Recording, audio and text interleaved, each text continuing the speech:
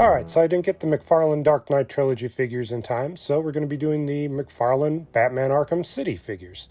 These figures are based on the character's appearance in the Batman Arkham City video game, which is, my opinion, one of the best Batman video games kind of ever. It's a lot of fun.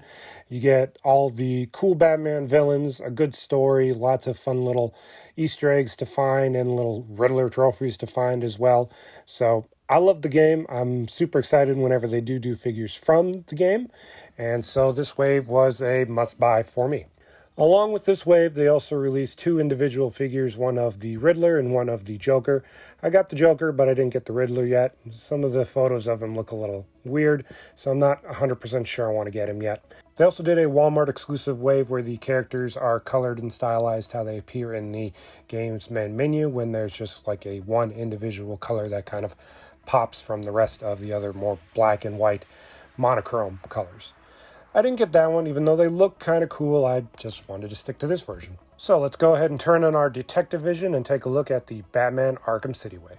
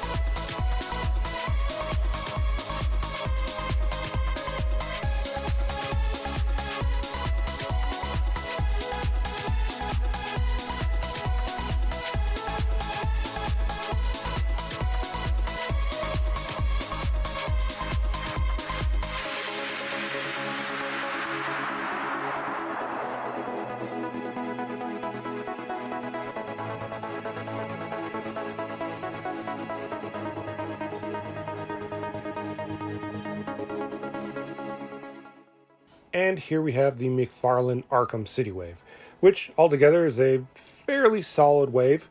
The weakest out of them, I think, is Ra's al Ghul. The head and the hair, it's just a little bit too Super Saiyan on him. There's some good detail in the tattoos in his arms and on his overall appearance. The sword is also unique to him, but different in the Joker single-carded figure for some reason, even though it's supposed to be the same sword, I'm pretty sure, if I remember the gameplay correctly.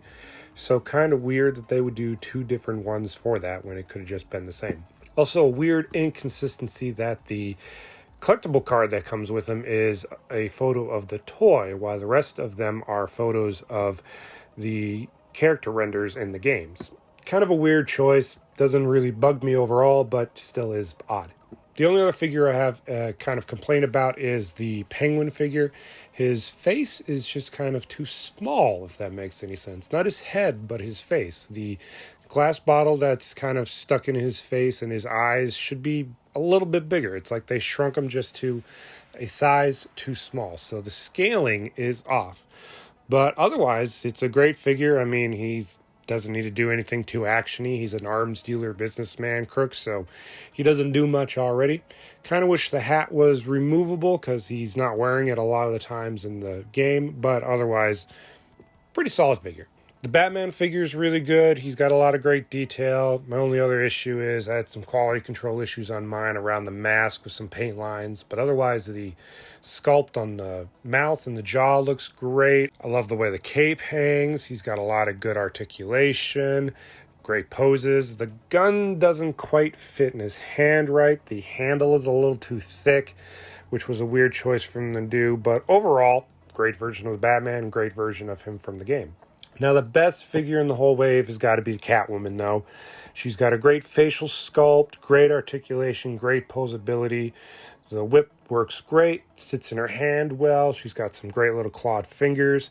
I think this is a hands-down great version of her from the game and is the standout from the whole series. It's probably why she was so hard to find in stores.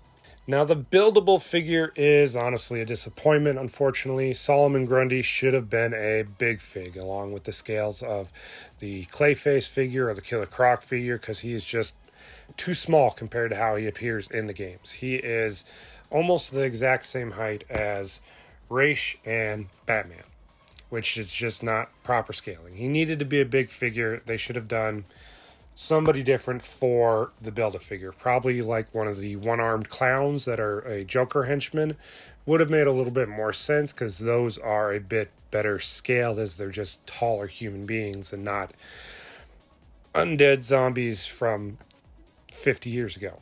I definitely appreciate all the articulation they gave him. He's got a lot of poses and movability in him. Wish they had given him some alternate hands so that way he's not just one fist, one open hand. But yeah, he needed to be a big fig, unfortunately. He's just not scaled right. He needed to sit someplace like up here above them, which is what that scale would have given us. So disappointed they went this route. Maybe they'll do a correction and do a bigger version down the line. That would be really great and really appreciated. And I feel like maybe sometimes McFarlane listens to his fans. Like he started getting rid of the old side-eye figures, so maybe he'll listen to the complaint about this and give us a better version. I would happily pay for a bigger version. So if you're a fan of the games, are these worth getting? I'd say the Batman and Catwoman are, at least. Maybe Ra's if you really like that character, and Penguin as well.